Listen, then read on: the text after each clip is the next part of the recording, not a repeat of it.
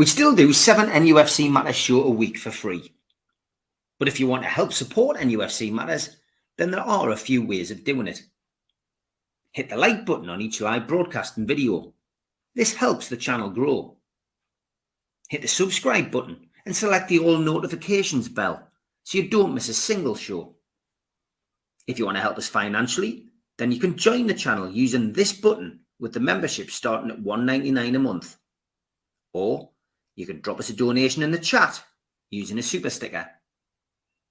We're also looking for sponsors. If you'd like your brand advertised on the flyers for the show and featured during the ad break, then email John at nufcmatters.com to arrange today.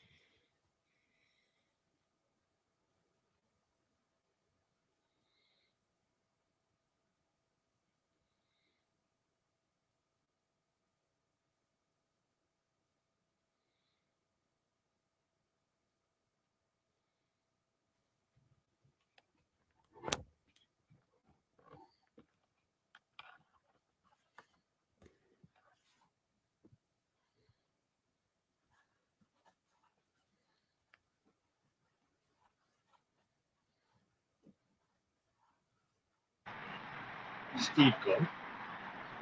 Yeah, it sounds like it. Ah, well, Unbelievable. Hello, Unbelievable. I cannot believe it. Did the music play? Did the music play? Didn't for me. No. Right. Well, the internet cut off just as the show started after I'd just given you guys a warning in the green room that my internet was playing up. So, here's the titles.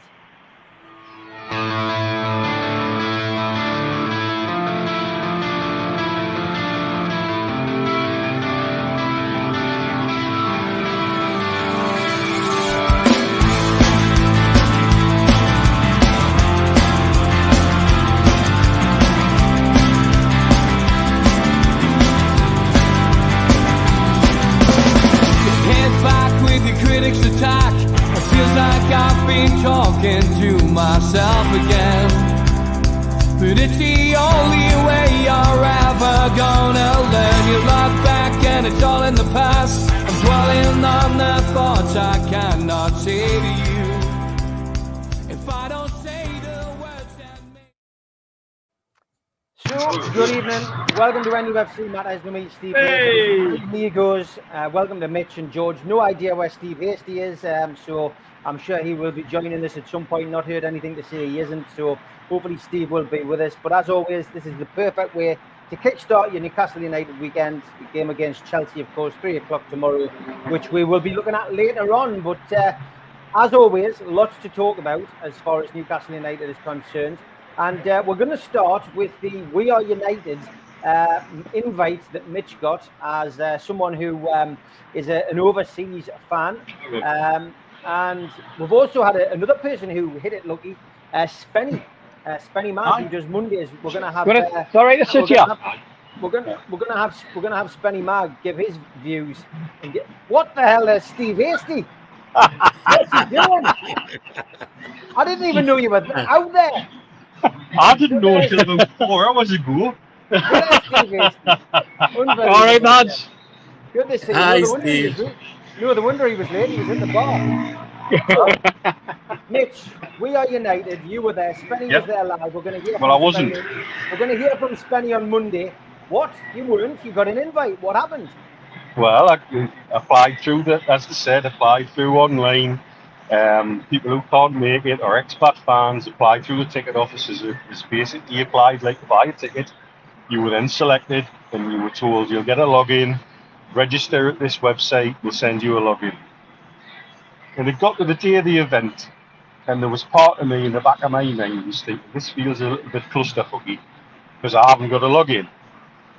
But, you know, these things can be sent at the last minute, so I tend to not worry about it. The challenge is, though, for anybody like me, expat, is when you're working on UK time, you've got to plan your day around UK time. So if you've got anything that you want to do, you've got to also then say, right, but I've got a meeting which is UK time at this, so I can't do that, or I can't do this, or I can't do that, or I can't do this. As I am, as everybody can tell while I'm sitting in a beer garden at the pub right now, quite laissez-faire about where I attend events from, I'd made plans to go to the pub anyway, and I was going to log in from the pub no matter what. I had no plans to ask any particular questions because I don't think any of the questions that I would want answered would be relevant to that forum, and nor do I think would they touch on any of those questions personally. I don't think they did really. But time came and went and still no login, and 2 hours before, I'm actually on a global WhatsApp group with global fans and global fans representatives from supporters clubs around the world. And this is where it gets my goal. I had people in the States who literally taken the day off work. They'd taken the day either as a holiday or they'd taken the day as a remote working day. And they'd done that to fit around this particular meeting. And as it got to 2 hours before, the natives were getting restless. There was no logins. There were very few logins being sent out to the people who applied from via the way I did. It seems the majority of people who didn't receive logins were expats, though I gather some from the UK didn't either. There should have been 600 online attendees. I gather there was only 250 logged on at one point max. And what we still don't know or not had an answer to is where were the logins. I got sent a guest login, something that shouldn't have been existed. And I elected not to use it because I shouldn't have had that login. I know that people did use that, so I wonder how many were on that same guest login. But then also I saw people say to me, have you logged in, Mitch? We think we've just seen you. Well, I'd like to know how, because I never logged in at all. At all. Now, I've been involved in other Zoom and online conversations with the club before, so were they using historical footage? And if so, why? The next question I've got is I've seen some people saying who attended the event on the day suddenly were told as they got to the ground, oh, it's over 18s only because we're filming. And so under 18s were turned away on the door. Well, that's a waste of time and effort for everyone. A waste of space in the audience. These things surely were known at the time of the organisation, so why not say it at the time of the organisation? Then you look at the actual content of the meeting, and I'm sorry, it was lots of jaw and not a lot of information. I was disappointed with the feedback I've had from people who either did manage to attend online or were there. The levels of depth of some of the things that were responded to. And it was pretty much the same thing on repeat. This is how it is. If you don't like it, tell us, but this is how it is. Which doesn't really solve anything. And for me, this event is being portrayed as some sort of milestone thing. And sorry, it's just another clusterfuck. If over 300 people who should have been able to attend online could not, have not received logins, have not received even an apology for not receiving logins, and some people have taken time off work and done time to put their time aside for Newcastle United haven't respected that back. That's terrible. I'm sorry, that's just a disgrace. That's disrespectful. At the very least. And to have no explanation either. Really, no explanation at all. So I think another near miss at best for me. And disappointed with no else. But Yeah, I could go further, but I won't. I think I'd like to hear other people's feedback. Maybe who were there, who maybe's. Yep, and I did all of that. I registered again, got the email from the club, and still didn't get an email back. And I would like an explanation on that, because we expats take time out of our day to make things happen for Newcastle United. You should at least respect that fact. Okay, Mitch, if you mute your mic, because Steve's coming on now, because there's an echo otherwise. Steve, I'll bring you in. You've seen the fallout, I guess, online.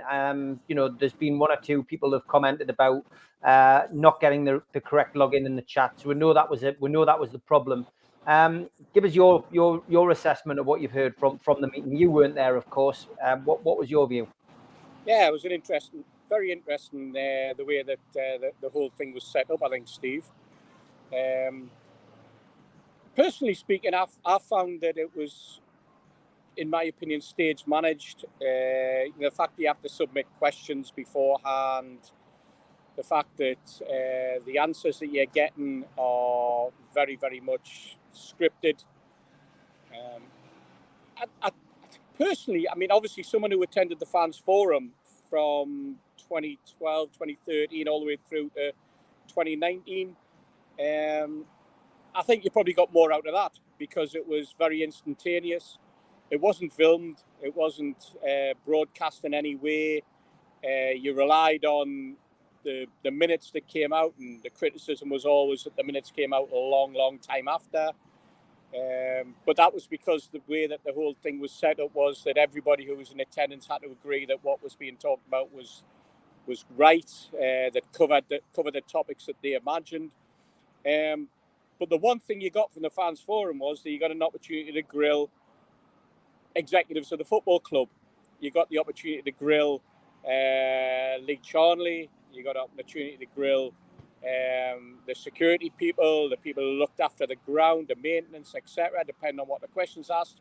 And they were always forthcoming in terms of the responses. We might not have agreed with the responses we got, but we certainly got a dialogue going with those who were in attendance. It appears from me that there was no dialogue at all. It was very much, here's some questions, here's some answers, let's move on. Very cleverly structured, very cleverly organised, but probably didn't give you anything that you wouldn't have got if they just sat with Liam Kennedy or any of the other media people and just had a one-to-one with them. So I suppose you could say, from my point of view, from someone who's been involved in football politics for an awful long time, it's quite disappointing. But for other people, it was very much like a school child sort of show and tell. Yeah, and I mean that in the best positive light. It was very much a hello, this is who we are, and I'd be disappointed when you have a setup where people aren't going there to question the hierarchy. They're going there because it's almost a meet and greet. Meet and greet. Obviously, Eddie Howe was there, Shola Amiobi, as well as Darren Eales. We also had Becky Langley there. But yeah, I mean, look, I'm not going to criticise the club for organising these things. But when they organise them, George, they should organise them, so that people can get online when they need to. Those people invited should have been allowed on.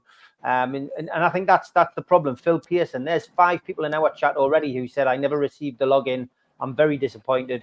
Chesterfield Mag. So look, we're not having a pop at the club for organising this, because it's a great idea. It's a great concept, having fans coming in, George.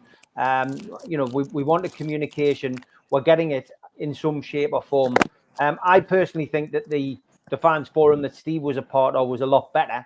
I'm not going to go into the politics of why I think this particular way of doing it shouldn't be the case. But I've also heard stories about the potential group that's going to be set up amongst fans is going to be fairly limited to who it's going to allow to be part of it. I mean, we'll wait until there's an announcement about that before we'll go into it, but there is going to be an announcement about that soon, I believe, and we'll let the club do that before we talk about it. But yeah, from your perspective, George, just watching the I've got to call it fallout because there is fallout from it, George. It is fallout.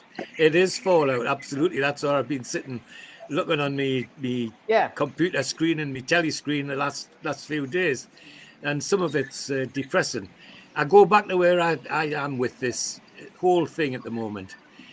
I'm absolutely elated at the takeover and fully want to support everything that's gone on.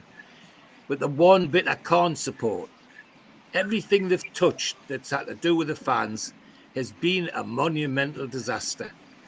I'm not even going to mention the word tickets, but it from pillar to post, the fans have just been, how can I say, almost trashed.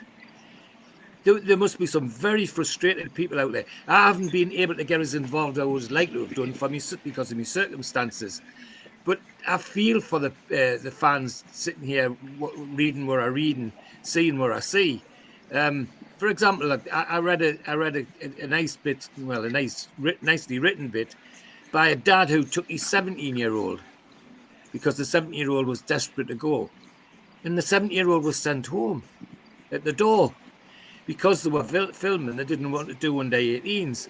Well, sorry, he's with his dad. Get his dad to sign a bit of paper that you can film him, and that's it, done, job done. Why didn't somebody there think of that? That's an easy one. That's only one off. And I gather there was other under 18s went as well. Well, that they're kids that's going to have that stain on that Newcastle United membership and support record for a long time. That sort of thing takes some wearing off. And the other thing I was quite depressed about in some ways is the orchestration of the questions and the answers. Come on, if you're having a consultation, for God's sake, have a consultation. It's almost as bad as you're having a ballot that isn't a ballot. It's ridiculous. So all of these things frustrate me enormously when I'm sitting here at home, absolutely delighted at what's happened so far in terms of taking the club over, in terms of what's happening on the field. And yet all the bit in between, that to me should be number one paramount, is the fans. And it's all gone down. There's nothing I can find which gives me a plus to stick on the boardroom table for fans. It's all sadly almost totally negative. The only positive things I get are the positive things that are generated by fans like the things you lads do and we get involved in. But it seems to me there was things that went wrong, could have been put right. Like, as I say, the under 18's been sent home. It's just a nonsense. Get his dad to sign a bit of paper saying, yes, you can film my son, my daughter. Job done. That's all it's about. And yet nobody in the club thought about it. And it's the whole measure of other fans who are loyal and been loyal for a long time, like Spenny and others, and like Neil, who's given a great deal of time to the club over the years. Aren't they worth something? Aren't they worth an apology when it's gone wrong? That's real customer service. We haven't got any customer service at the moment at Newcastle United, and that's quite depressing for me. I think, can I just chip in there, Steve? I think the most important thing is that Newcastle United don't need to stage manage things. They don't need to create a situation. They don't need to create an ambience around a conversation with Darren Eales or Silverstone or certainly Eddie Howe. There's no need for it. The fans are intelligent enough to know the sort of questions that they can put together. Darren and Silverstone and the rest of them at the top of the hierarchy should be man enough and strong enough and confident enough to be able to stand in front of supporters, a group of supporters. I don't know how many people are there, 100, let's say 100, 150, and to be able to take any question. They don't need the questions submitted in advance. This isn't some sort of like parliamentary thing, or anything like that. These guys should be confident enough to be able to stand in front of us And no matter what question comes to them, they should be able to answer the question honestly, robustly, because we're all in the same boat. We all want to know what's going on about Newcastle United. We all have, there are plenty of fans that have issues with situations. And even if they turn around and go, well, I'm not aware of that, I wasn't aware of that, but I can come back to you. We're gonna at another forum or another event, we'll be able to have answers, or we'd answer that on the I wasn't aware of that. We'll answer that on the club website or whatever. We'll take that issue away and we'll be able to look at it. But no, when it's put together as a series of pre-arranged questions that are then vetted by somebody, I don't know who vets them, but somebody must have gone through the questions that were put forward and then decide, that's a nice question, that's not a very nice question, that's a question the club doesn't want to answer, that's a question that the club should not answer, that's a question that might embarrass Darren, or that's a question that probably Mr. Silverson shouldn't be thrown into.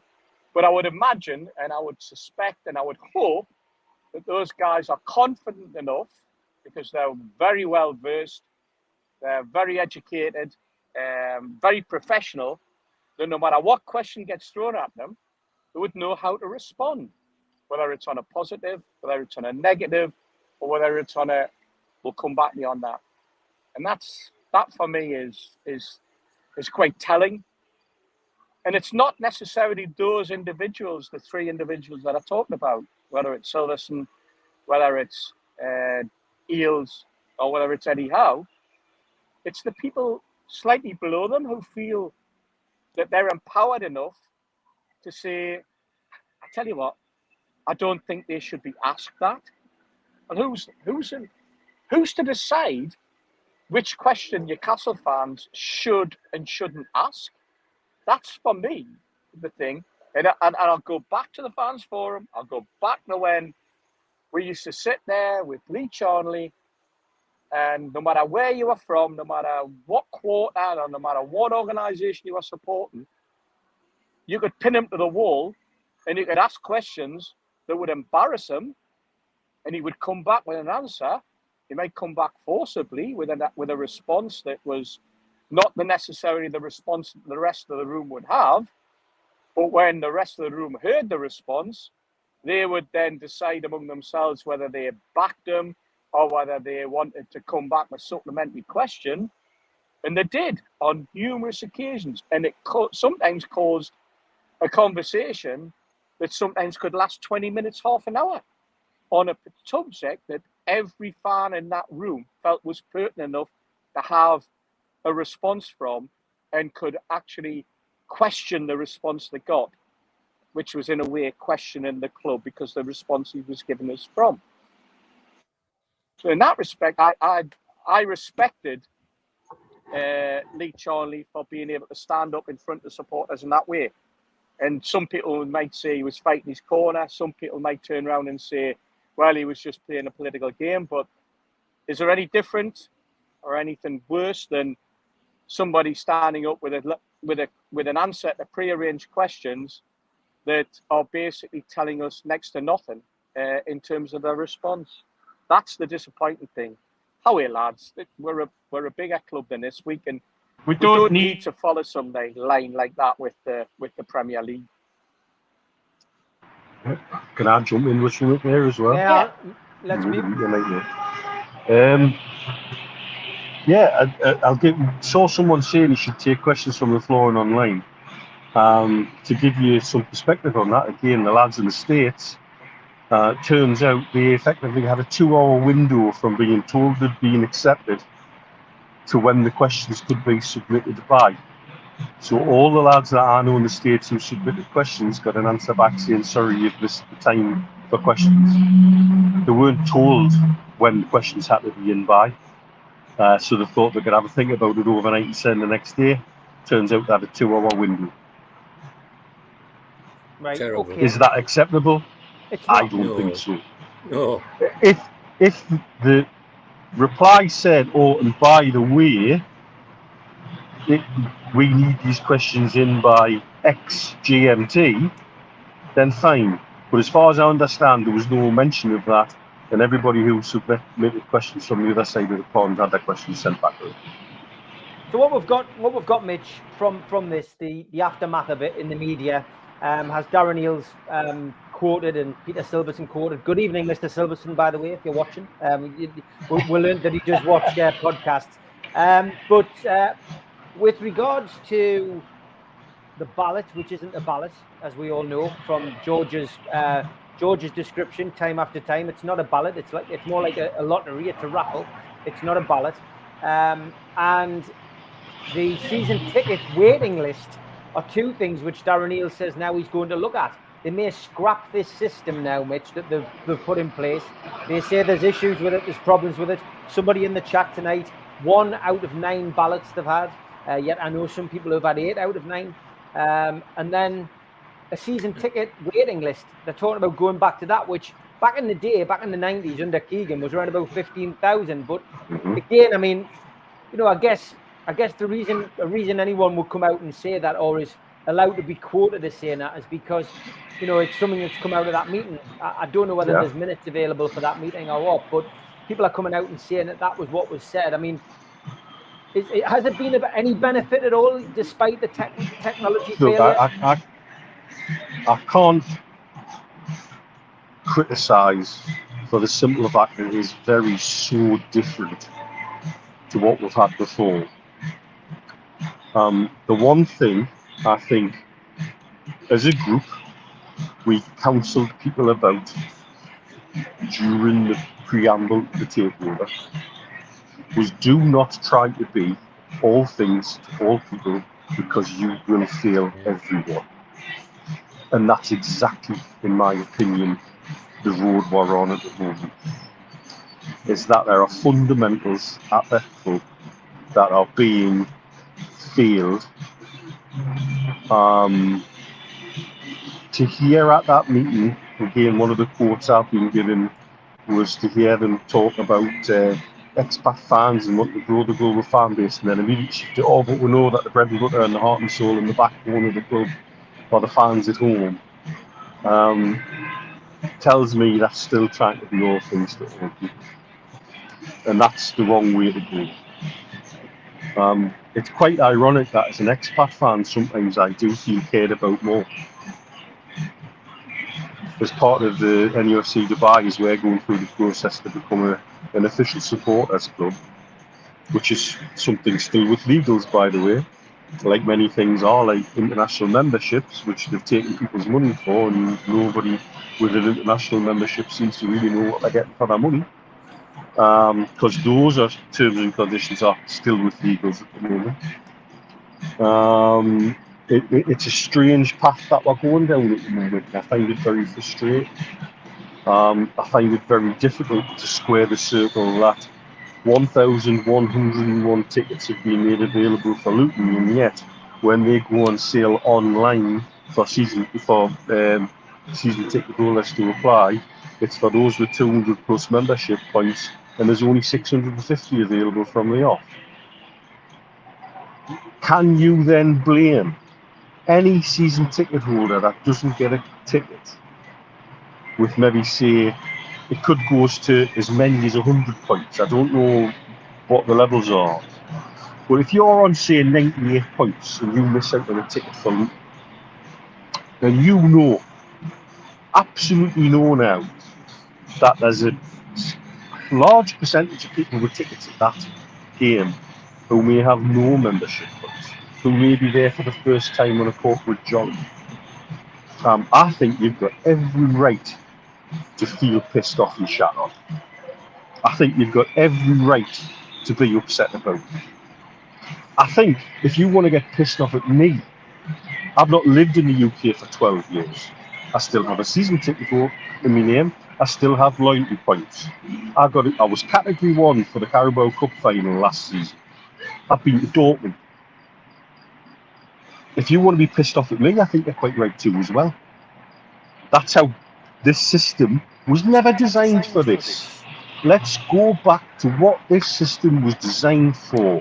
It was about getting tickets for Sunday.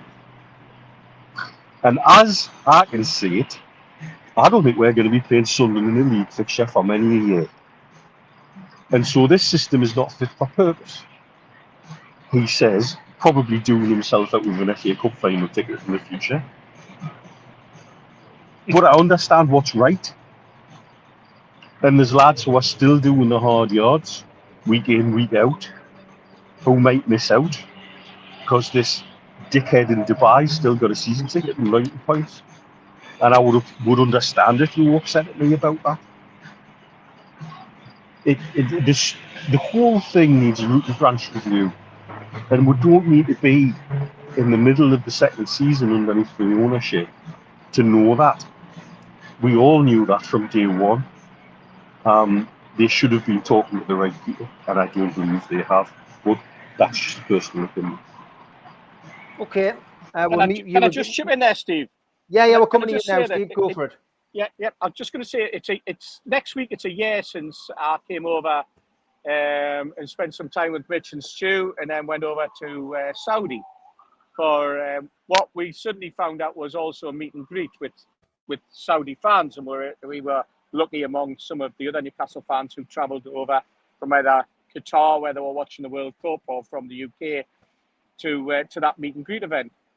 I don't think I heard anything about the event on Tuesday night that made me any more confident that things have moved on. I think it's very much a sort of a rehash of the same old talk, and I think that the process is, you know what, we'll get no discord, we'll get no problems if we stick Eddie Howe in front of a load of fans. I think that's what it boils down to. I think if we smile, we turn into a smiley event, we turn into a Darren Eales with his grin, then everything will be fine. And I think that's a naive way of people in the football club turning around and going, everything in the garden is rosy. And I find that disappointing. I think it's time for certain people in that football club, behind and below that hierarchy, to stand up and be counted, and to stop this very, very parochial, this very, very stage-managed way of controlling the fan base. This divide and conquer, some people might call it, or this smiling assassin role, that if you're not with us, you're against us. That is not the state. That is not the situation. It's a case of, please listen to us. Please listen to what we've got to say, because honestly, Steve, there are some amazing fans among our fan base with some loads of constructive guidance and advice that they could give, but I don't think they're being listened to.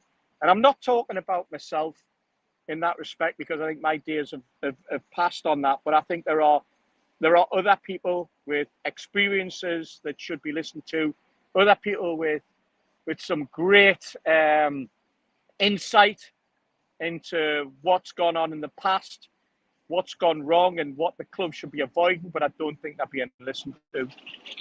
Let's widen that question from Gaz, Steve. No, Steve, we'll widen the question here. He says, honest question, lads, do you think the club are listening to the Trust as their fan group of choice rather than the average fan base without politics? We have a few groups at the club, of course. We've got NUST. We've now got Newcastle United Supporters Club. We've got War Flags. We've got United for Pride. United with Pride. Yeah. We've got Nufc. Yep. So we've got a lot of different fans organisations. We've got one for every group of supporters, I suppose. And you pay your money, you take your chance. If you want to be part of one, then you can join it. But do you think anyone's got a lead? As Gaz is asking, do you think they're listening to one and not the other, or do you think they are listening to everybody or trying to listen to everybody? I think that there maybe is one or two that have a bit of influence over certain areas and certain aspects of club politics. I feel as though that some of them are being listened to, some of them are being kowtowed to, some are given the nod but nothing else. And I think that's probably the fault of the fans themselves. Maybe, and I put it on Twitter early on, and I don't know whether anyone's seen it. One or two lads that deeply respect for their knowledge in Newcastle United, the support in Newcastle United, and their loyalty in terms of away travel, home travel, what they do behind the scenes. But I think we're probably all in agreement that maybe sometimes the club doesn't listen. They might try and suggest that they take on board. So maybe there's a time where all those organisations need to get together. And I know this is might be difficult for some, but maybe they need to get together and they need to turn around and say, you know what, the membership base that we have, or the people that we represent, maybe collectively, we all need to be together, and we need to formalize some sort of like structure to how we want to approach the club collectively. Because at the moment, I think the club is being dragged in various directions, and I think it suits them. I think it suits elements of the club to take on board the issues of some fans against the issues of others. And I think at times, and I know that sounds like, how can I describe it? Patronizing or whatever, but I think it's often a case of divide to conquer. I think it's a case of there's various people in the club take sides. I think there's various groups that probably have a little bit of more kudos than others. I don't think necessarily the Supporters Trust does. I think the Supporters Trust. I think there's an issue with the role of Supporters Trust, and I think again it's not down to personalities or anything, but I think that they do their very best. But it's a weird situation because we've now got a situation where you only support a section of the fan base. You only support your members. I think maybe now's the time for NUST to turn around and go, you know what? We're here for everyone, whether you're a member or not. We're here for your voice. And it's the same with NUSC. I think NUSC are a bit like that. I think they're a little bit more savvy, potentially. But I think all of them are on a hiding to nothing. And that's why I look back and I think, you know what, I'm glad I'm not part of NUSC anymore, because the brickbats that those individuals get, Greg in particular, who gets an awful lot of stick for simply being the chairman, simply being the person who sits at the top of the table, and I feel for him at times because he's a decent lad, but he's on to a hiding to nothing because they've got a representation, and there is a myth and that builds up about what authority they have, and I think you could honestly turn around and say, well, they've perpetuated that themselves, because at times they've been exposed, or at times they've also played the game of we're talking to the club, but then when a push has come to shove, we find out we're not actually talking to the right people at the club, and Greg ends up being the front man who has to take the brickbats.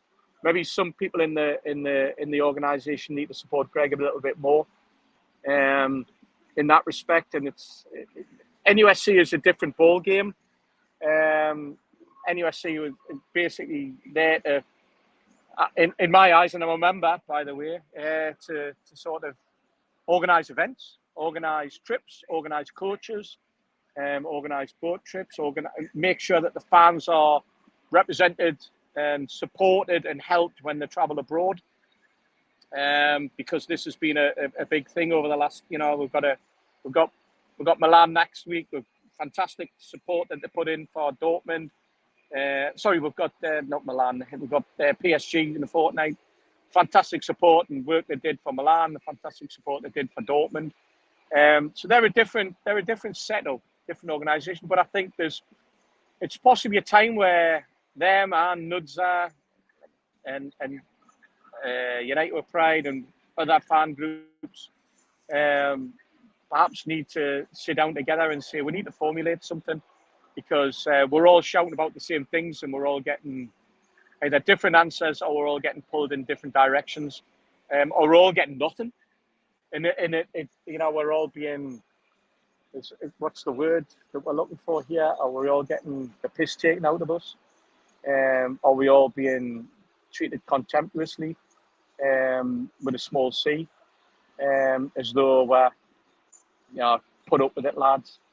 Maybe that's what we need to do. Maybe it's the fan groups themselves need to become more organised and more together, so that when they go in front of the hierarchy, that they can turn around, and maybe this new advisory group that's been set up can do that and go, hang on, we don't want these sort of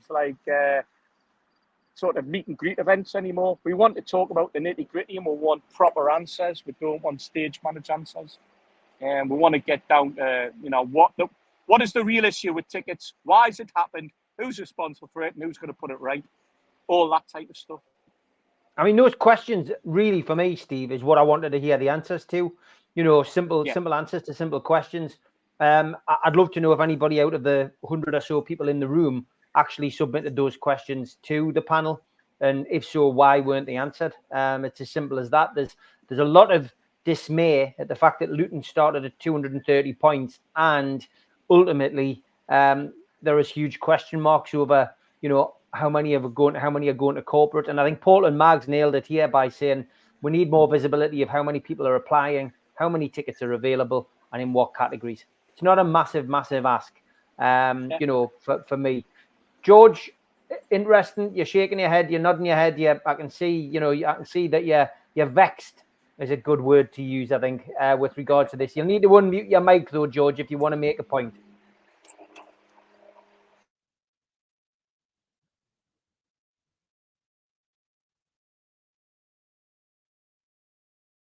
I was looking for, rather than vexed.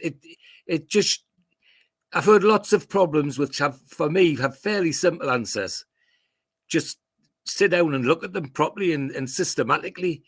Like I said, the sending the under 18s home was stupid. Somebody could have just photocopied 100 bits of paper that the dad signed when he come in, and job done. Why didn't somebody in the club think about that or do that? And the stuff about how many tickets go here, how many tickets go there. Surely they know that. They must know that. It's not rocket science to publish the list that people can see and understand. And these are all things which the fans are fundamental to feeling that they're part of the club, feel that they know their club. And we don't seem to be getting any of them right. And frustrating is the word that I was looking for, Steve. However, I have to tell you that frustration, if it goes on, will turn to anger.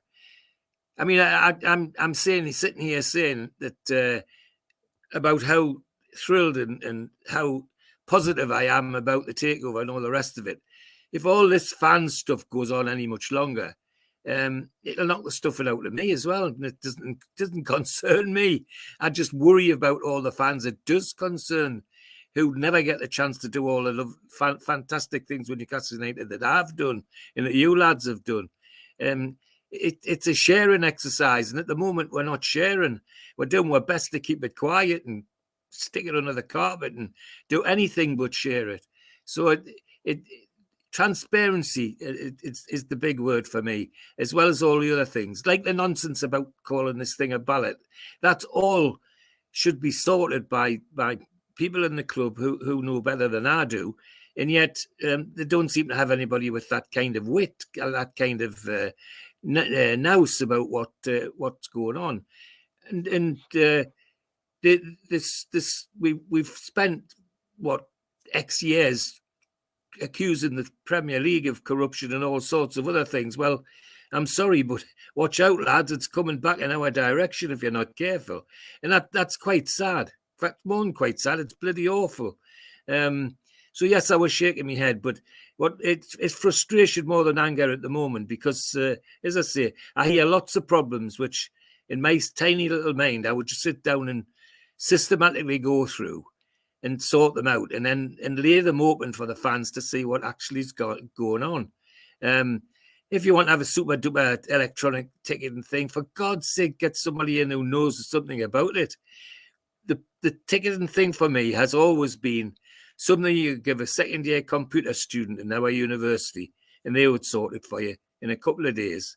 And that's how low level it is. It isn't even as though we want Bill Gates to do it. You know, we could get somebody who's fairly straightforward to do it.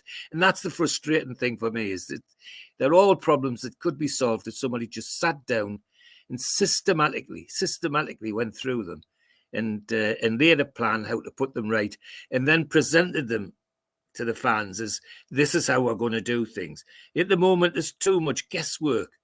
Guessing who's in the ballot, guessing who gets the ticket. I mean, I've seen somebody boasting on the internet today saying that it had a ticket out of every ballot.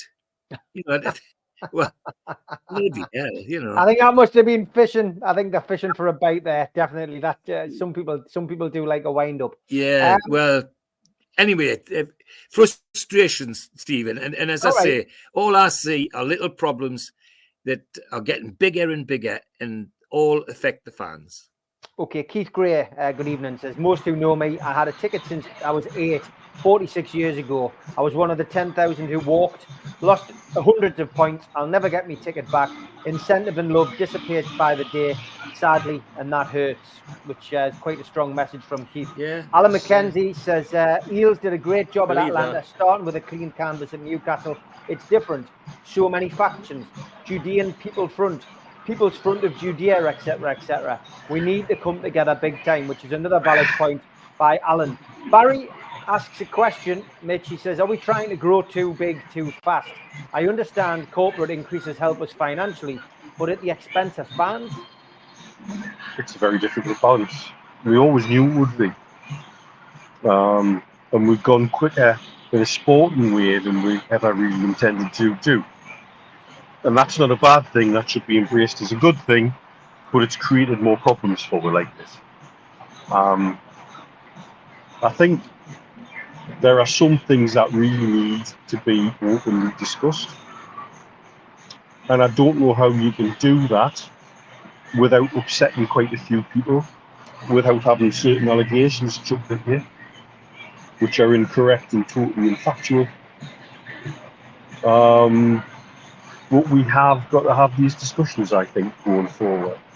You talk about, can everybody get together, the Judean People's Front and the People's Front of Judea, etc. I'm going to give you a one-word answer. No. Because everybody's got too much self-interest to drop that. Everybody doesn't want to lose their piece of the perceived pie. It's too precious to them. And I'm also going to ask a question ahead of the formation of the Fans Advisory Board, which is something that I will lay on the line here tonight and say something I'm interested in getting involved with. But if you, as an ordinary fan, look at the makeup of that Fans Advisory Board proposal, ask yourself, who represents me on there? And I think out of that spread, there will be a lot of fans, I don't want to say a majority of fans, but I do think it will be, who would look at that and think, well, I don't know. It's probably the best answer they could come up with. And again, it comes back to, if you want to be all things to all people, you can fail everybody in the end. And this is the thing that I find very worrying, that there are people who will feel left out. There are people who will feel lost. There are people who just won't understand. It's too political. It shouldn't be political. In a fan base that was able to turn on itself in a moment, whose seeming ability to douse a fire was to pour petrol on it. It's curious now as we start to come together in different ways, that people who had a go at Keith a couple of years ago for using words like cartel are now using it every 5 minutes. Some people that we've had personal disagreements with, publicly and privately, are suddenly coming back and saying, actually, do you know what, we've worked out? We all wanted the same things, we were just going about it different ways. Yeah, we were. Once it's depoliticised and now we're in that place, that's what we were all wanting. And we can all see it now with hindsight, which makes everybody bloody clever. And I would reach out to everybody and say, yeah, it's time to drop worrying about what piece of the pie you have, to see a bigger picture that we're all Newcastle United supporters. To a man, woman and child who stand shoulder to shoulder. The only thing I'm bothered about when I stand in that away end, when I was at Dortmund with Stu, did I give a monkeys about which group represented who was stood around us? Or did I just care that they were all wearing black and white and we sung our hearts out for the lads? That's all I give a shit about. And that's what we all should just give a shit about. But unfortunately, once it gets too political and it's been allowed to fester to this point, that there's so much frustration spilling over, we need to find a way to make sure everybody's represented in a fair and even way and feels like they have a voice and feels like they have a way to vent their frustration. Mine and Steve's experience forming the trust, reaching out to fans when we were going from the old NUSC to NUST. Newcastle fans just want to be heard. They want to feel like they've been listened to and that their opinions have been taken on board. They might disagree with you till the day they go to that box, but they'll say, do you know what, fair play, you come and had a chat with me and you interacted with me and you listen to what I have to say. Still don't agree with you, but you're all right. And we need more of that. We need a lot more of that, because that's the only way we're going to steer it to a better place. And it's the only way the club, if we can harness that, will sort the ticketing things out so there's less frustration. You're never going to please everybody. There's always going to be somebody pissed off. And that's fine. And I think the club are big enough to accept that. But I think as a fan base, we need to come together more. And finding a way to make that happen has to be led by the club. It can't just be me making me mouth go in Dubai. It can't just be NUST. It can't be NUSC. They can't even be discussed with because legally they're not part of an official supporters club at the minute. And so, and how do you do that? Well, I don't know, because we're trying to do it in Dubai, and that is something else that is still with legals. And when we do get it, we'll be subject to an NDA. And that's fine. But these are all things that should have been finished earlier. Yes, absolutely, I'm a bigger fan than you. My dad's bigger than your dad. These are the same arguments we were having 20 years ago. We have to grow as a fan base as the club grows, and to do that, we've got to drop some of this shit. Okay. Tell you what, Steve, that's interesting. That's interesting. The question from Barry. The question. Go on. I was going to say the question from Barry though was, we're trying to do too many things too quickly, Steve. Is that half the problem? But go on. Yeah, it could well be. We could well be trying to do, or maybe it's the club's trying to do too much quickly, or maybe it's the fan base. There's expectations. It's too much. But getting back to what Mitch has just said, it's a really interesting. Let's go back to 2008, 2009. If you want to get consensus, you want to try and bring fans together, when we ended up with 28,000 members at NUSC and we ended up with God knows how many affiliate members, we did it by the people who ran the organisation doing the hard yards and going out and talking to the fans, finding what the fans are. And the only way we'll find out what people really know or really want or really are willing to accept is if we talk to them and find out in the first place. We did it through road shows.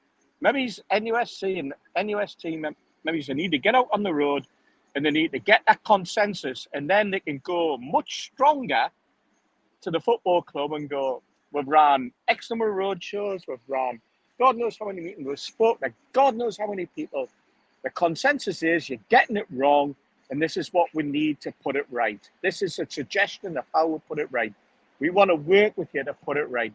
But unless the fan groups are willing to do that and get together, it'll never happen. Because the only way to find out what the fan base really wants is to ask the fan base. And it's not just asking your members, it's asking everybody. Get out on the road, invite people, and from that, you might suddenly find that your membership base does grow, like it did with NUSC and like it did with NUST back in 2009, 2010, 2011. Your fan base grows when you talk to your fan base and you talk to them face to face and you listen. You listen to what they've got to say. You take on board what they've got to, and you come up with a consensus. Some fans might turn up those meetings and come up with some really off the ball stuff that you just kind of take forward, and that's fine. You just accept that and you explain to that, and no, I'm sorry, we kind of burn the ground down, which was one that came up many times in 2008. We cannot go and burn Mike Ashley out, but you have to be willing to stand up there and go, no, it can't happen. But at the same time, you've got to listen to the fan base. You've got to take on the constructive ideas. You've got to build a consensus, and you've got to build something that you can constructively take to the football club. Instead of this staccato way that's going on at the moment, where you're allowing the club to just have basically meet and greets and smiles, and isn't everybody rosy in the garden? It doesn't work, Steve. No, definitely doesn't. George, are we trying to go too quickly? No, I don't think so, actually. When we just haven't organised it properly, when it's not systematic enough. That's what I was saying before. And it comes to all of these issues that we've got.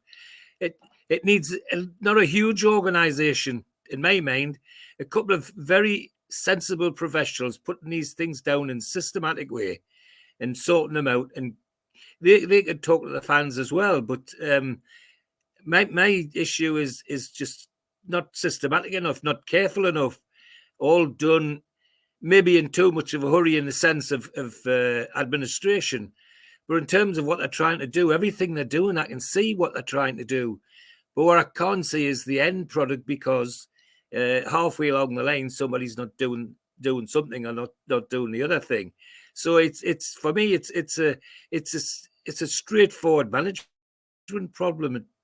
Turn these things into systematic problems that can be split down into bits that people can apply, and people can see transparently what's going on.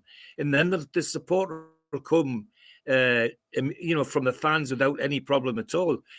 The big problem is that there's been so many wrecks and so many calamities. They've got people like the poor lad who's saying that, he never get his season ticket back and he's beginning to wonder whether he wants one. Well, that's tragic. Absolutely tragic. Good God. They're the people who do want to be coming back to the club. So some systematic analysis of what's needed to put these things right, in my view, is what's needed. And I don't think it's too quick at all. Not with the old administration that we've got in St. James's Park, surely. And if there's an issue, hire a reasonable manager who can do these things. It doesn't take a genius. No, definitely doesn't. I'm going to bring these points in. I think Gary says, why was the club in such a mess when they took over that the new owners are still trying to play catch up? There was a lot of things wrong, Gary. Yeah, and I would say that's probably a good point to make. Priorities had to be keeping the club up.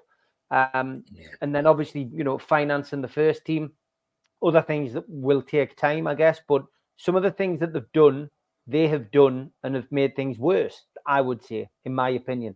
But they are open to change. So let's hope that Darren Eales and what he's saying about the ballot and about other things will change.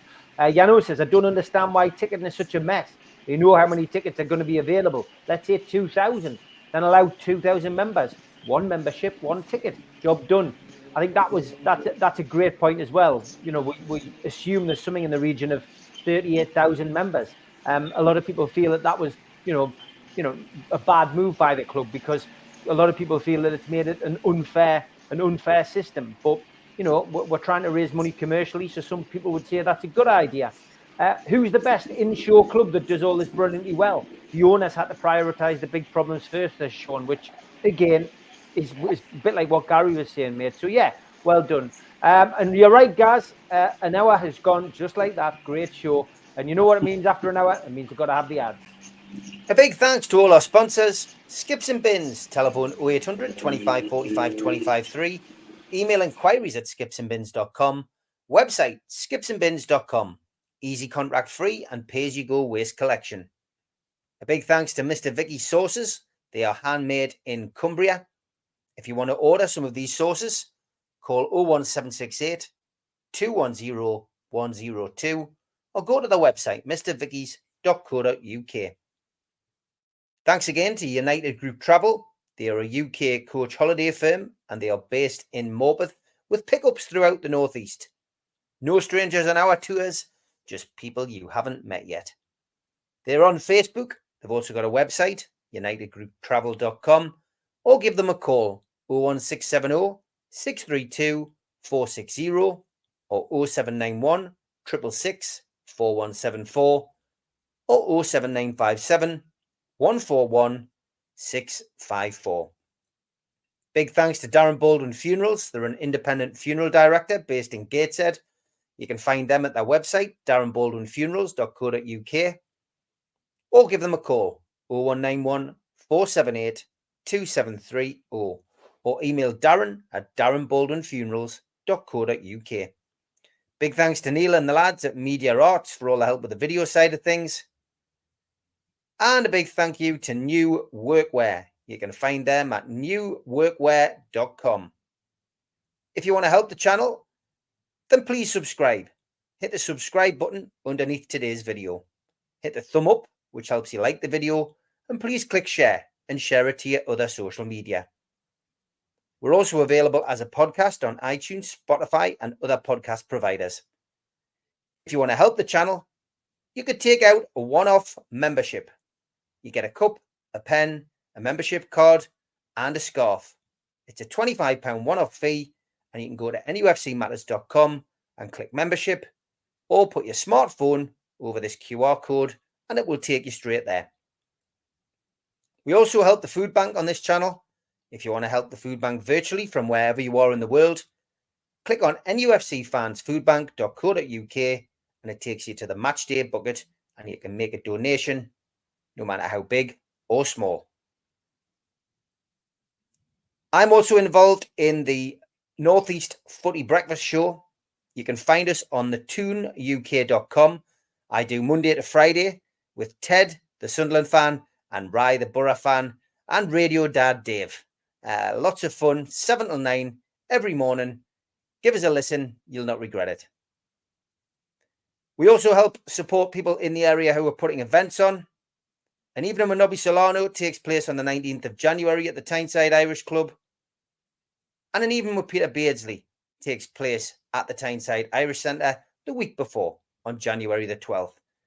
Tickets for both events are available on Voucher and would make fantastic Christmas presents for anyone of a black and white persuasion. Okay, still a lot to get through in the show tonight. Here is Tweet of the Week.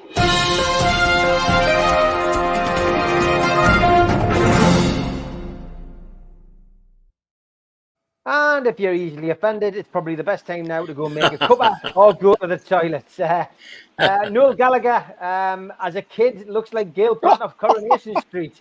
Fantastic, that. I've never seen that photograph, by the way. It's an absolute No. Thank you for sending that in. Me, after watching 12 minutes of MasterChef. And I could have almost put that in, lads, to be honest. That is me. A couple of Star Wars ones. Only Star Wars fans will see it. A cloud metamorphosing as an AT-AT. And I did like this vehicle that I saw this week. Brilliant. Brilliant, that, isn't it? Great truck stop. Here's your Star Trek one for this week. Thank you for teaching me the word plethora. It means a lot. And I'm leaving you, she says. Is it because I act like I know everything? Yes, I knew it. And at home, you always say prayers before eating. Yeah, but here, the chef knows how to cook. Brave. And are you going to put it up yourself? No, I'm going to put it in the living room. Oh, dear me. And name a character who can defeat Captain America. Here's Xavier again. Captain Vietnam.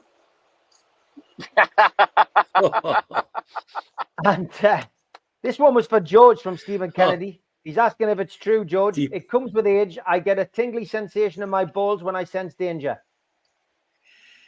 Good grief. Yes, definitely. Definitely. And I once lived just a stone's throw away from a family who all died of mysterious head injuries, says the Steve Hasty lookalike. Oh, whoa, away.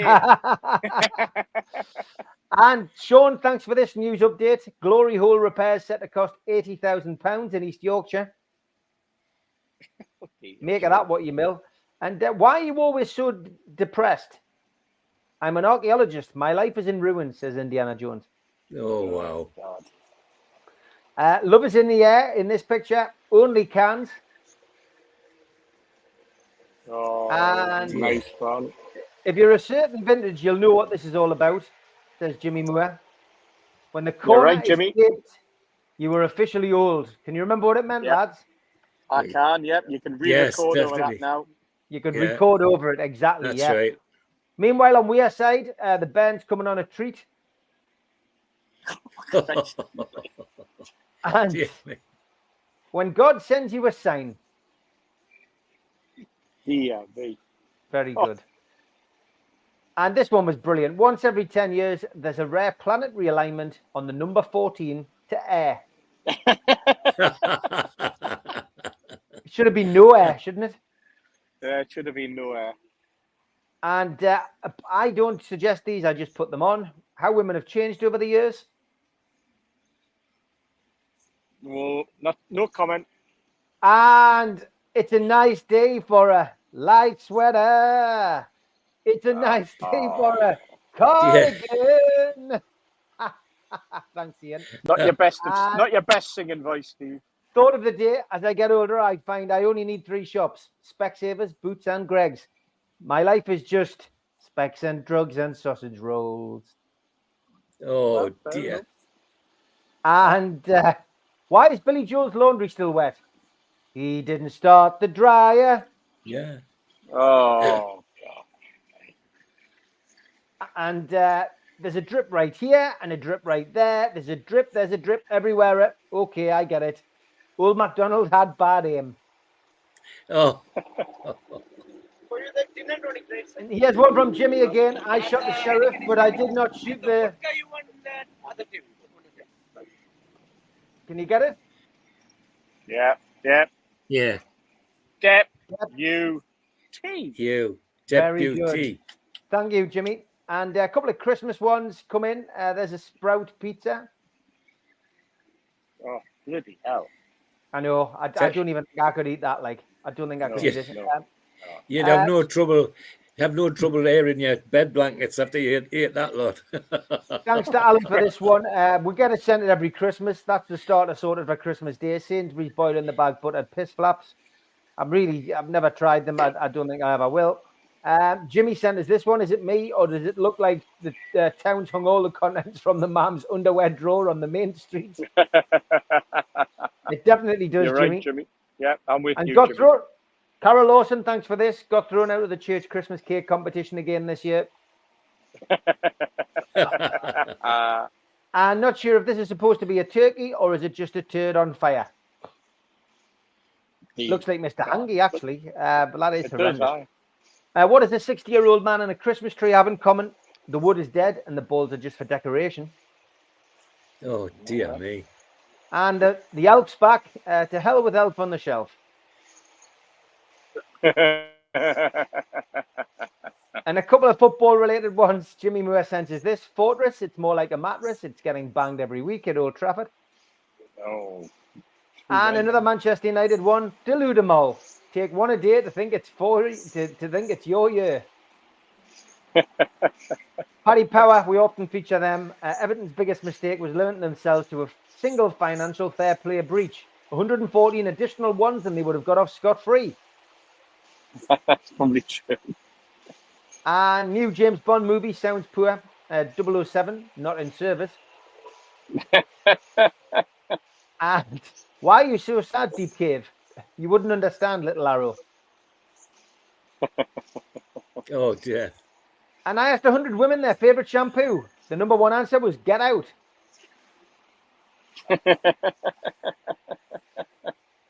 Nigel Fitzmaurice has just got the results back from his ancestry check. He's full English. Oh, dear. Wow. And Wow. I tried donating blood today. Never again. Too many stupid questions, says Ian. Whose blood is it? Where did you get it from? Why is it in a bucket? And here we go. A couple from the women who are fighting back.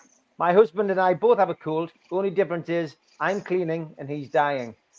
Thanks, Terry. Ooh, vicious, vicious. And I ain't no Martin Lewis, said the Cornish News, but I know a bargain when I see one at this bus. Ride me all day for £3. Oh. Yeah. And the sleeping wife, another one from Terry. Earthquake, sleeping through it. Storm, sleeping through it. Tsunami, sleeping through it. Husband's phone rings. The cat's awake. The top two this week. I knew it. And the Pope's a Catholic.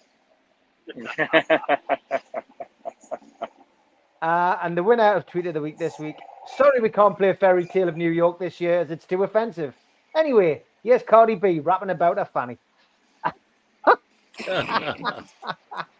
Brilliant stuff. Thank you for all of them. Keep them coming. And those of you who are hiding in the kitchen because you don't like to be offended, you can come back in now.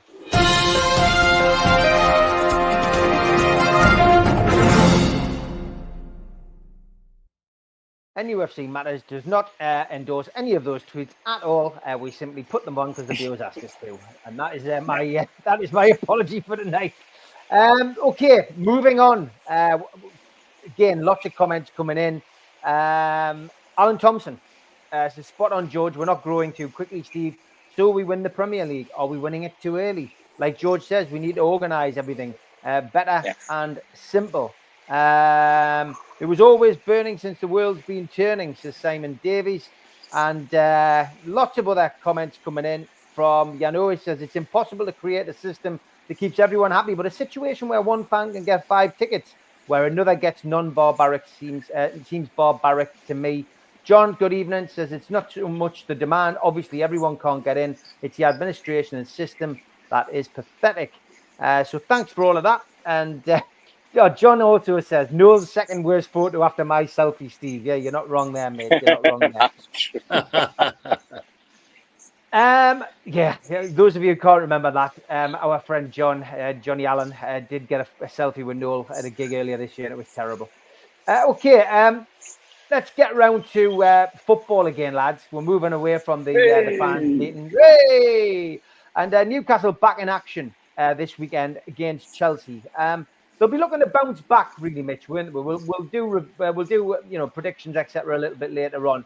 But they will be looking back and looking to bounce back. And the injury news that we got earlier today from Eddie Howe wouldn't commit on Isak being back.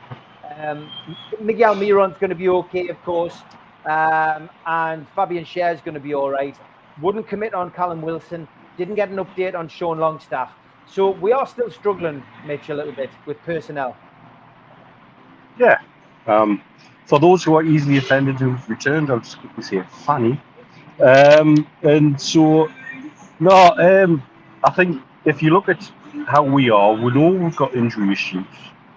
I don't see, under no obligation to spout to the world about what's going on with our injured players. This thing I go on about, particularly about the NFL and how they are obliged to report injuries. And there's hell on at the minute with the Bengals, who may have known that Burrow had an ankle injury, a wrist injury before his wrist actually went during the game, and now he's out for the season. And there's hell on from the NFL, but the driving force for that is basically betting. Vegas is really upset and pissed off at the Bengals for not reporting injuries, but in the Premier League, you're under no obligation to report the injury situation. You could say the players currently being tended to by a bunch of holistic theories, and frankly, that would satisfy a press conference answer. So while we have this ambiguity there about who's fit and who's not, and who might play and who might not, let's play the game. Let's play the game. The other teams have done it to us for years. Other teams have done it to the Premier League for years, so why shouldn't we? what's sauce for the goose is sauce for the gander. And I like the way Eddie how he conducts himself in this way. It's not so much shithousery, it's just being cute. And quite rightly so. We shouldn't be announcing and giving any opposition any clues to who might rock out in our starting 11 the next day, just because he's being asked questions about it. In fact, the way we are at the minute, this injury situation gives degrees of ambiguity, which plays into our favour rather than anybody else's. And so I don't expect to get full clarity on injury status on players. And some of these decisions may well be last minute. Am I comfortable with last minute decisions? Not always, because the players will sometimes tell you they're good to go when they're not, because they really want to play. And that's fine, and I understand it, but there has to be a cut-off decision made in some way. Pep really gets it wrong. The only one I think he's recently got wrong was De Bruyne, and his hamstring going there again at the start of the season, which is the first one I think he's got wrong in many a year. Because he doesn't just listen to the prayers and the doctors, he listens to the science. Or were you could do that? Well, not yet, I don't think. So that's the only thing that leaves me a little cause for concern, is that some of these decisions will be made on the day, and maybe decisions made with the heart, not the head. But generally, why are we under any obligation to release any information anyway? The whole Premier League seems to be wanting to be against it at the minute. We're not allowed to behave like any other team. We're not allowed to have loans. We're not allowed to. Apparently, we should be punished for having a player who's been banned for having a gambling addiction. Apparently, Carragher says we should be punished for that, and we should suffer. Aye. We should use being punished for buying Balotelli and then loan him back a year later because he turned out to be shite and a mentalist. It's really, at the minute, it's helping our cause to have a little bit of siege mentality and keep the cards close to the chest and sod the lot. Yeah, players' injuries, well talked about on this channel over the last couple of weeks, Steve. A couple of players coming back. Eddie's obviously a lot more confident about players coming in, and coming back in December, January. But yeah, it's the bench, I guess, that's going to look weak. We'll have a good starting 11 tomorrow, but the bench is going to look weak tomorrow. Yeah, and that's an area that Eddie Howe in the past didn't use very well, in my opinion, but over the last sort of 3 or 4 months started to use very, very effectively. So I suppose from his point of view, it's quite disappointing that it kind of limits him. It's all well and good having numbers on the bench, but it's the quality that he does have. And, when you bring youngsters in, yes, it's an opportunity for them, but not every youngster is going to be able to take that opportunity, and not every youngster, Eddie Howe, is going to trust to throw on in a particular situation. It very much depends on, how the game is going. So yes, we could turn around and say, even with the injuries, our starting 11 is relatively strong. But it's that depth, and it's how long that strength can carry on. And when you do have a player who has to come off and then he gets replaced by a 17-year-old or a 16-year-old or an 18-year-old, or somebody who has very little to no experience in the Premier League, and it's a big step up. I don't include Lewis Miley in that, because I think Lewis has shown that he does have an ability, but I think that it does limit Eddie in what he can and can't do. Which brings you to the way that he ran his press conference today. Is Isaac going to be available? Is Isaac going to be on the bench? Is he going to start? What's the situation with Wilson? I hear a lot of fans describing Wilson as being made out of glass. I think that's a sort of it's a strong thing to say, because every player, once you get to Callum Wilson's age and you start to pick up one particular injury, that injury can be settled for a couple of weeks and then can come back. Anyone who's had a calf injury or a hamstring injury knows that it tends to repeat itself. And I think with a player like Callum, and it obviously with his age as well, that becomes a criticism of him. And I think that sometimes is quite unfair. You look at Isaac and you think, there's another player tends to, when he's out, it's not like 1 week or 2 weeks. It's 5, 6, 7 weeks.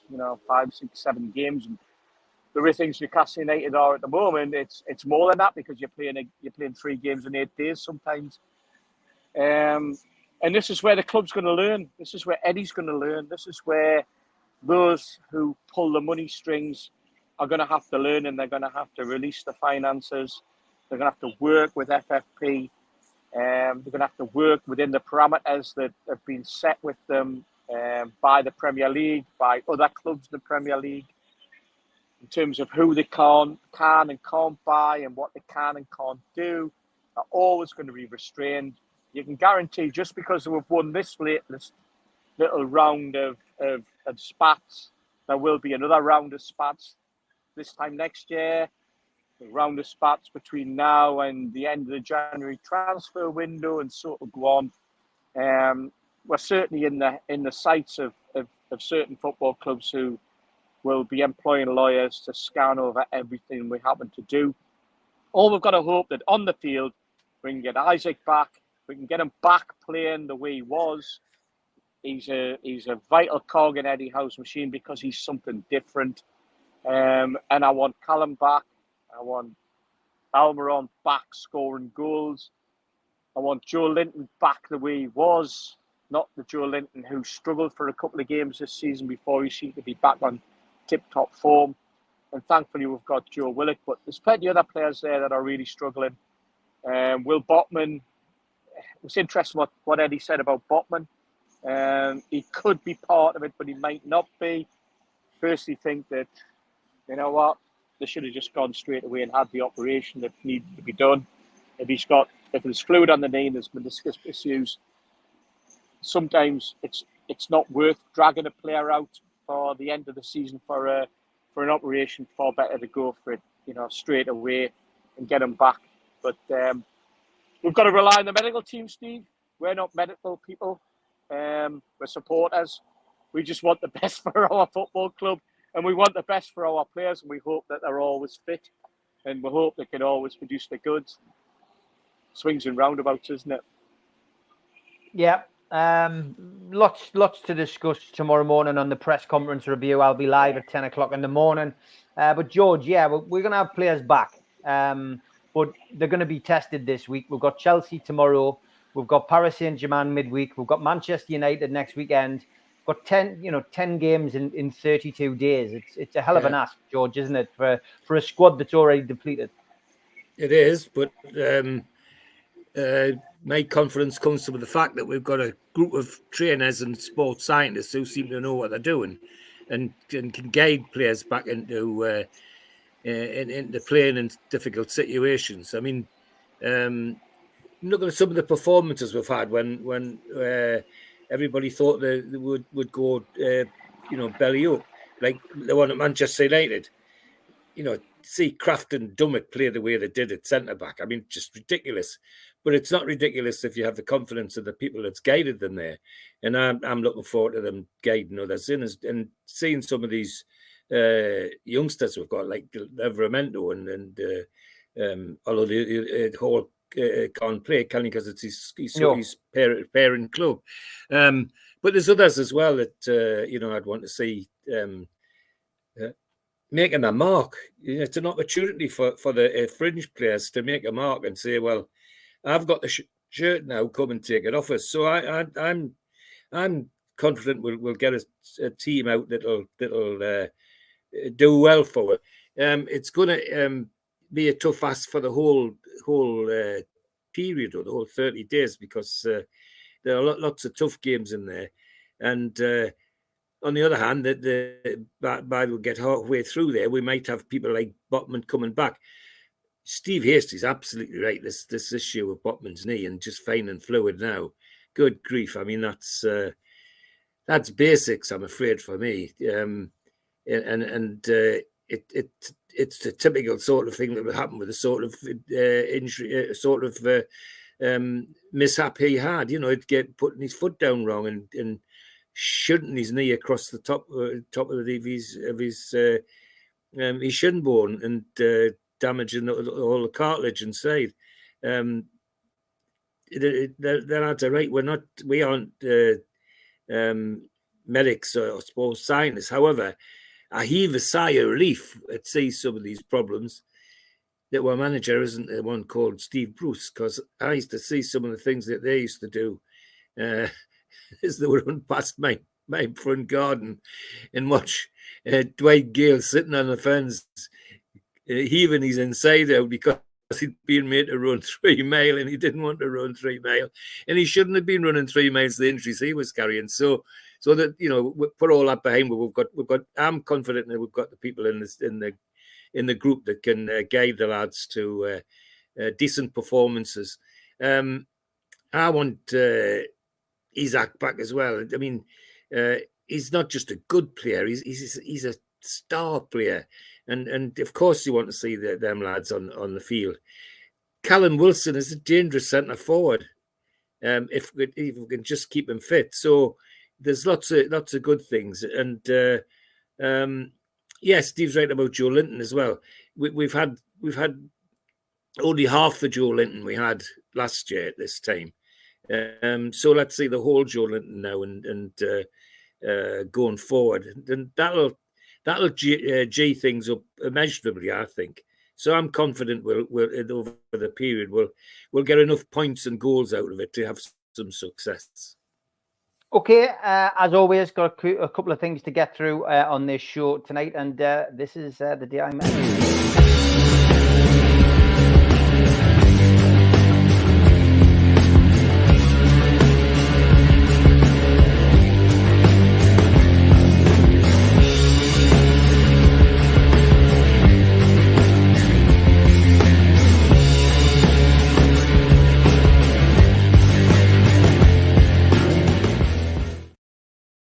The day I met, we were asked to send in photographs of you meeting people from Newcastle United, both past and present. Now, this one went missing for a long time, and I'm pretty sure the guy was called Ian who sent it in.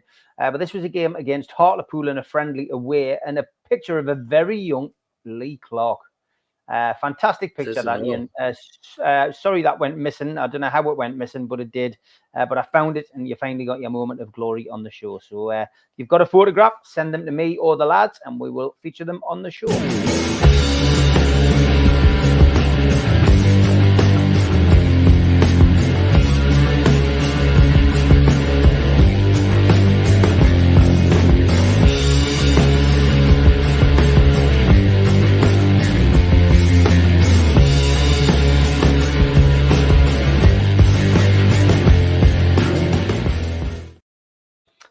Dean Charlton, good evening. Thanks for joining us, mate. If you haven't hit the subscribe button, please do so. He says, cracking channel, lads. Refer to the reference to the ground expansion.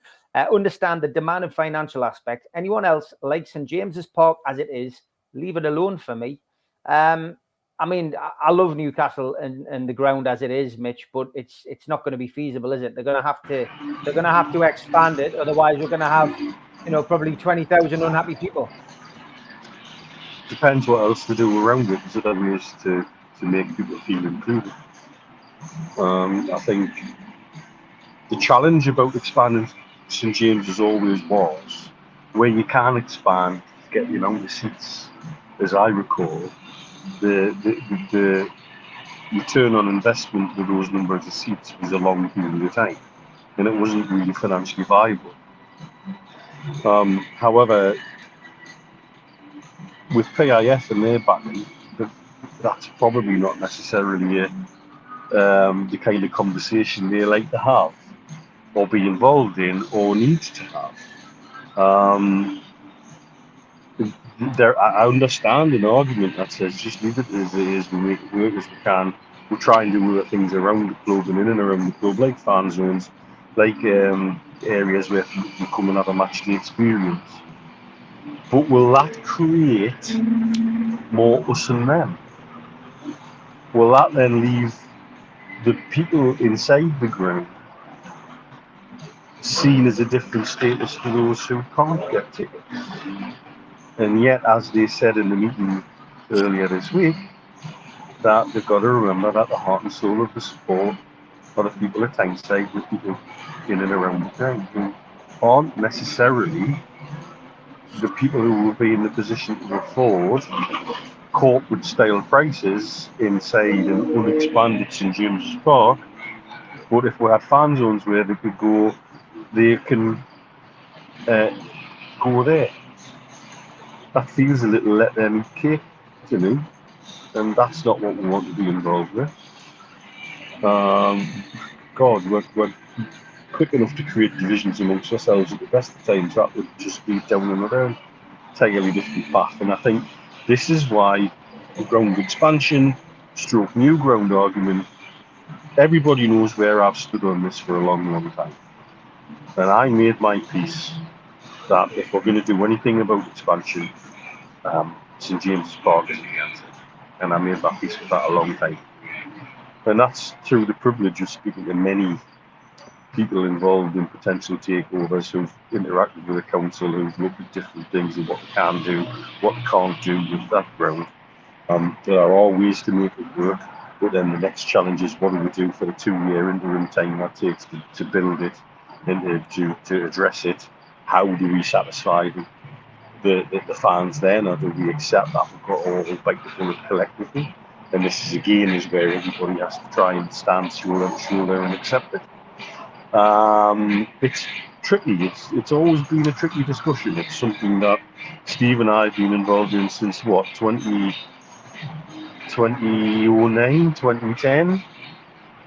You know, and in some very interesting and different levels. And I've certainly shared publicly some of the things that have been passed my way by people who want to help. Where the club go with it all, I don't know. For them to finally admit that a feasibility study is something that needs to be done, great, tick the box. Now we've got to be in a position whereby if that feasibility study comes back and it says St James's Park must stay the way it is when we look for a new home, how is everybody going to feel about that? It's such a delicate question, but I still come back to stuff that Ashley did when it was never necessarily the act, it was the way it was done. Sir John Hall had a plan that meant building a brand new ground in Lees's Park and doing something different in St James's Park and making it into a multi-purpose arena by effectively squishing the ends together a bit and doing something different there. And a lot of people were on board with that. Why? Because of the way it was done, from the place it came from. People felt that they were thought about and cared about. And they're the discussions that need to be had. But they're not for now, and they never were for now. And whatever they decide to do, I think as a fan base, we've got to find a way to square the circle and be comfortable with whatever the final decision is. I totally am not against the just leave it as it is for now mentality, but there needs to be something to be done to allow people to feel like they've got better access than the systems they're using. It's more about the systems than the actual thing, in my opinion. Okay, Steve. It's a really, really interesting dichotomy with where we are now. A couple of years ago, I was all for expansion St James's Park. I still think that the current footprint at St James's Park is the best footprint you could ever have for a football stadium, right in slap bang in the middle of the city centre. The only alternative that I can see is that you move that footprint 400 yards further up into Lees's Park.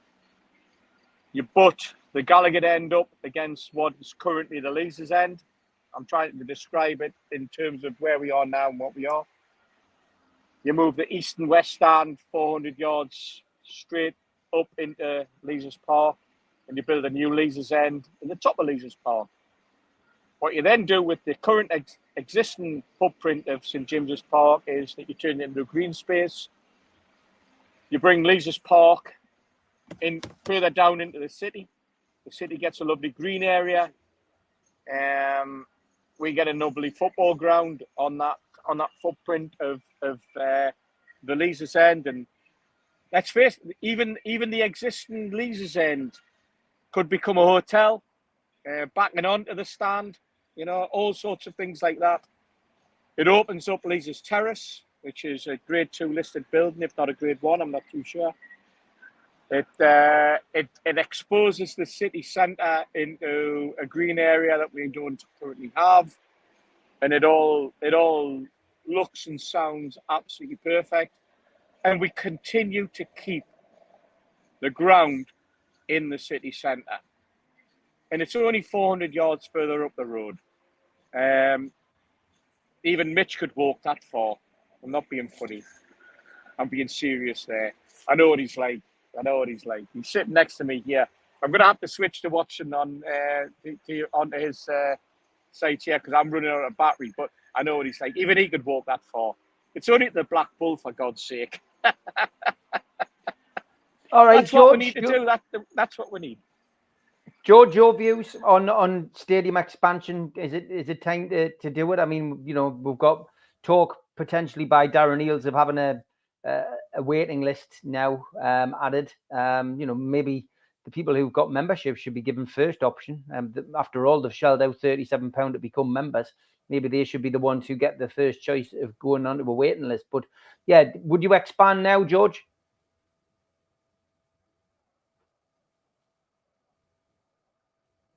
Are you there, George?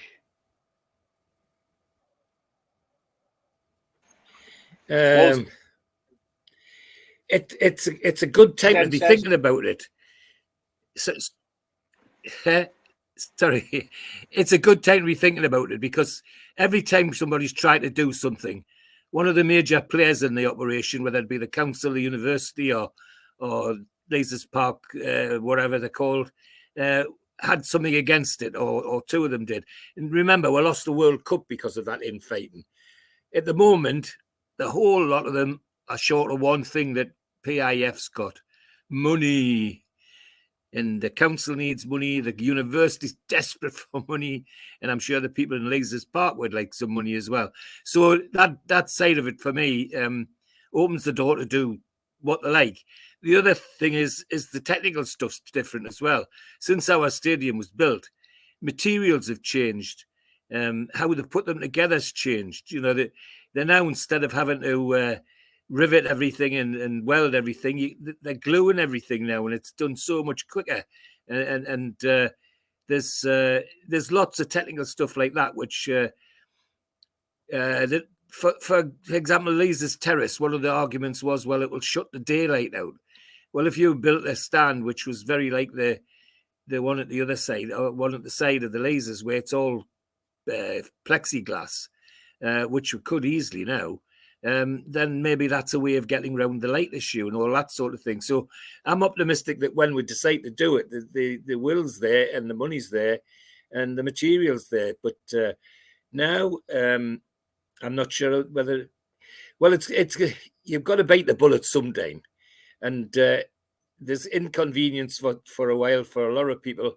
Might even be me in terms of where I sit, that if they have to shut things down for a while and your seat goes, belly up till it's all finished, well, somebody's got to make the sacrifice, otherwise it'll never even get started, never mind get done. So I'd be inclined to say, on balance, yeah, let's go for it and draw up plans as quickly as we can, and look at what other plans that people like, and get all the players on board. Like I say, the university, the council, and Leazes Park people, just to make sure they're included and they don't drag up another opposition like they did before, and lose with the World Cup games. So I think they need to think about it fairly quickly and do something, at least get the feasibility started, and put together a scheme that'll interest everybody to do with the football club. It needs to interest people around the city as well, because it's such a monumental structure in the middle of our city. It's not just about football fans. There's a whole lot of people who would love to do something in St James's Park with nothing to do with football. So looking at multi-purpose sports, other sports at the stadium would be a good thing. And the other thing that's always intrigued me about football grounds in St James's Park is not the only one, is that there are cavernous spaces beneath the stands, huge rooms where we use them for refreshments at the football match. In the middle of the week, why can't they be set up to do something else? I'm sure you could very quickly do at the back of the Gallagher end, there's some huge spaces there with some really clever thinking in terms of temporary shield and all the rest of it. Could you not put a couple of squash courts down there and run squash and that sort of thing for the city schools? All sorts of ideas you could do if you start to think about a new stadium. So give it a go, but give people a chance to look at what your ideas are. Okay, Mitch, Steve, we'll come back to you now as you're sitting together. Just about the Premier League vote, Mitch.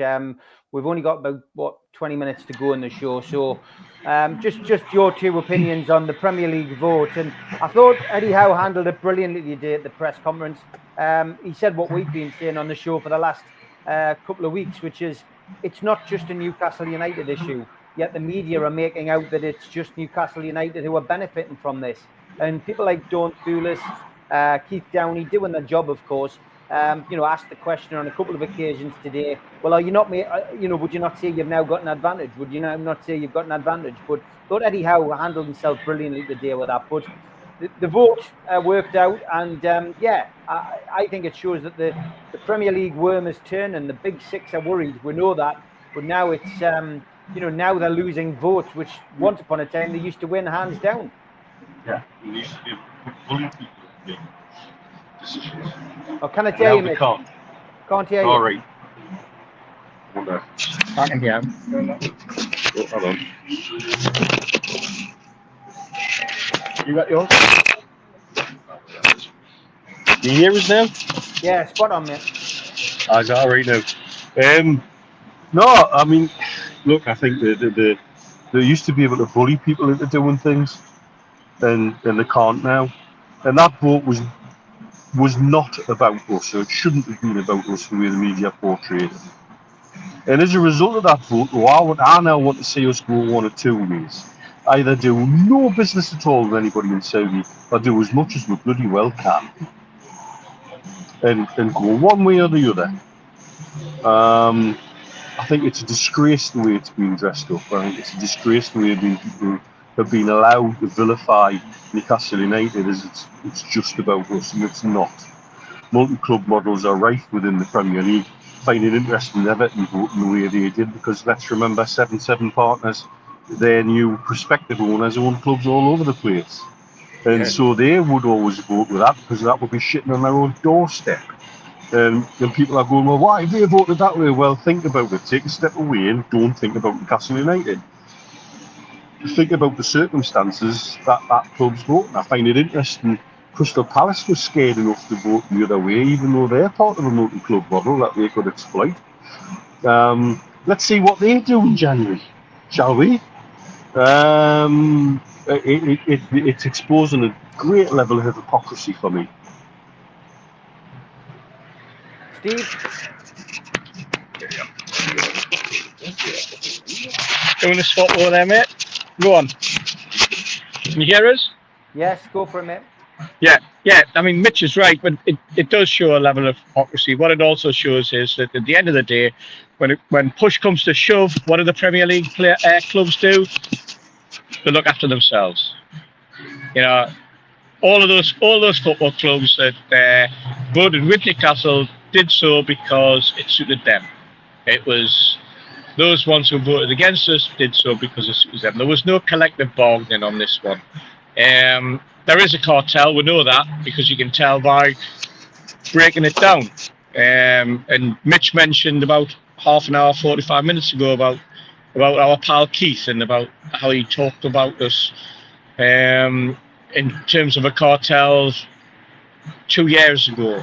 And now people are using that phrase constantly in a dialogue, and we've known about it. We know what the Arsenals and Man Uniteds are about. We know that those top clubs. We know that the top six. We know what Tottenham are about. They'll vote collectively against Newcastle United regardless. Chelsea's an interesting situation, but I think it suits Chelsea because they're obviously. And now I was very interested to hear Simon Jordan in midweek this come out with a statement that said that in his eyes Chelsea have Saudi money behind them, and certainly Middle East money. That's an interesting dichotomy because I've never ever come across that before. I don't know where he's heard that from. But it just raises another like sort of little red flag, doesn't it? You know. But no. I mean, this is what we're up against. This is what Newcastle United are up against. I've just dropped the earpiece through. Sorry about that. Put them back in. This is one of the hassles of like my phone. Sorry, pal. My phone went dead earlier. That's why I'm switching to Neil's, who's sitting alongside us. Yeah, this is what we're up against. Yeah, there's problems all over the place. There's friendships. There's relationships. There's situations, and it shows that the Premier League is as corrupt as you want to talk about it. And it's very interesting to see all of a sudden, after all these years and months, you hear even Everton fans are starting to use the word Premier League corrupt. And you're going, where'd that come from? Because you've hated us, and you've hated us talking about it. You've ripped us apart for God knows how long when we've mentioned it. And all of a sudden you're in a situation. And I'm not being funny, but Everton is an absolute mess. And it's a mess of their own making. Not the making of the fans, making of the people who are running the football club. Not necessarily the making of the sadly departed chairman, who I had a lot of respect for because he was a true Evertonian. But the way that football club has been run over the last couple of years, and the situations they've got themselves into, and now all of a sudden the crying that's going on. And you know what? They're not going to be the last. There's going to be plenty more coming out of the woodwork in the next couple of years as they all scramble around. But at the end of the day, Steve, Newcastle United lives, Newcastle United carries on. And you know what? When we sit here in 12 months' time, we'll be going. In fact, probably maybe even 12 weeks' time, we'll go. Actually, never signed anybody from Saudi. We had bigger fish to fry, and I wouldn't be surprised if that was the situation. George, do you think it was a bit of a red herring? Yes, I think so. It's interesting that I've wondered what our owners have been thinking and doing about this, and I can't help but wonder if they've not stirred the pot a little bit by deliberately floating something to somebody and flush it out where they think all this will go. Because it's only a year ago when that whole lot would have been all of them against us, perhaps us and Manchester City, wouldn't it? We would have been stuck on our own in a vote like that. Then suddenly they lose a vote. No, they haven't lost a vote at the Premier League for a long time. In fact, have they ever lost a vote? And it's just interesting. I'm not so sure that if some of this wasn't floated out by our own beautiful owners and to just test the water to see how they all reacted, because it where else, you know, it's where else has it come from, and who else is controlling all of this? And it's got to be people who are at least related to Newcastle United. So it's very intriguing, because I say a year ago that vote would never have. You wouldn't need to open the box. You could have counted the votes before you even opened the box. So yeah, it's and as Steve says, it's going to get better, get worse rather before it gets better. Tragedy is at the end of it all, and having started where we did, like I was talking about fans, talk about fans again, because at the end of the day, all the money men can go home and count their pennies. All the fans have got is a football team that they're desperate to serve, desperate to support. and the way things are going, they might not have one. That really is how serious things are, and it and you know, as the lads say, could get worse before it gets better. Okay, Newcastle United take on Chelsea tomorrow afternoon, 3 o'clock kickoff. It's good old-fashioned 3 o'clock kickoff time. We are looking to extend our successful run at home. We've had victories over Brentford, Burnley, Crystal Palace and Arsenal. We're looking to make it 5 successive home league wins and clean sheets, something we've not achieved in the Premier League since 1907. As always, we have our very own Bulgarian to give us a little bit of an idea of what we can expect tomorrow. So here is Toonstato.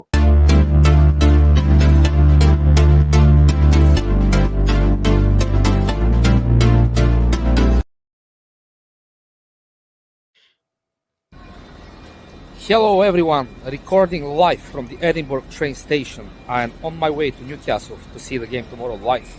It's a 3 p.m. kickoff against Chelsea at home, and the start of the day is that Newcastle hasn't been defeated in 18 games under Eddie Howe when the game starts at 3 p.m. on a Saturday. 12 wins and 6 draws.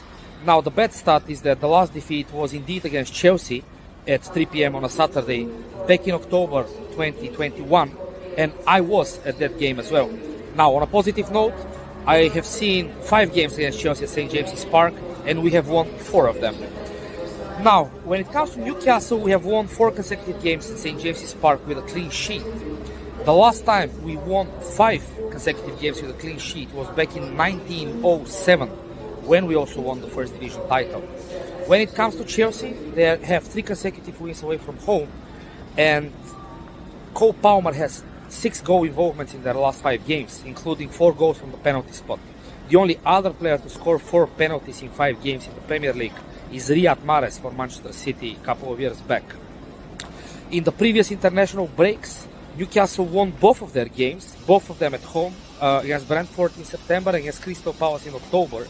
So let's see how we fare on Saturday, but we should be optimistic despite the number of injuries. How are the lads? Okay, good stuff. George, will come to you first. How do you see this game going tomorrow, and give us your prediction at the end of it? I think it'll be a good game, and I think despite the injuries, we've still got enough strength and depth to win this game. And as I say, I'd like to see some of the fringe players come in and do a job and stake their name on the shirt that they're wearing. That would be nice. Be great to see Bruno back. We'll never win when he's not in the team, but he's back tomorrow, I understand. And I see it being an entertaining game. Chelsea games tend to be entertaining or even controversial, and but they've sold the most controversial player to Arsenal, haven't they? We've seen that, but. Yeah, it's I think it'll be hard fought, entertaining, and do you want a prediction? Yes, please, George. And a 2-0 win to Newcastle United. 2-0 win. Okay, we'll go to the lads live together. Mitch, I doubt you've got your dice with you. Oh, he's dug it out with him. There we go. He has. So as always, we'll have a prediction from the dice, and we'll have a prediction from you, mate. Okay. The dice says 2-1. 2-1. Mr. Hasty. I can verify that, yeah. 2-1. 2-1. Okay, Mitch, what about you? How do you see this game? I think tomorrow is the day team will remember will give any player the hardest choice it is life going forward. I think you play it right back, and you play it left back, and I think the team will stick with establish feeling tomorrow is great to show, and I take it. So I missed some of that because it was quite quiet. How you think Tino Livramento is going to do well? We got that. What's your prediction tomorrow? 2-0. 2-0. Okay. Steve Hasty, where are you going Right. with it?